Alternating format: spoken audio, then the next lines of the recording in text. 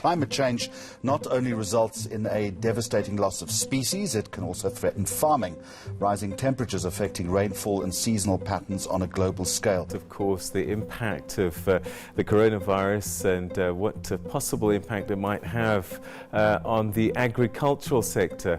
Africa is the most food insecure region, with about 256 million people facing undernutrition in 2018. The situation is getting worse in many parts of the continent because of the negative effects of the climate change. The scarcity of food parcels, another sore point for the people of Ditagom. Whilst humanity is struggling through this pandemic and the challenges it has created, we must not forget that crises do not exist in isolation. This pandemic has shown us the flaws in our system and where we are most vulnerable. We see that people from low-income urban areas and rural areas, predominantly black, brown and indigenous peoples, affected most by the lack of food security, shelter and basic resources to live their day-to-day lives. We cannot forget all those who are struggling during this pandemic that has posed many challenges to our society. With the climate crisis, inequalities will be exacerbated and pandemics will only become more severe.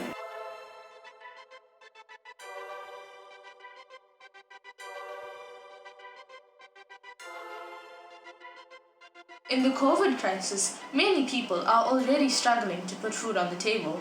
With the climate crisis, we see that an unstable climate threatens food security. As access to clean and drinkable water is already a major issue, increased droughts would only further escalate the problem. Fires and floods will increase in intensity and frequency, negatively affecting our ability to deal with future pandemics. In areas where air quality is poor, people are at a higher risk of health complications from COVID-19, as it is a respiratory disease. In South Africa, many informal settlements are situated in areas where the air quality is poor as a result of mining fossil fuels. Therefore, they are at a higher risk.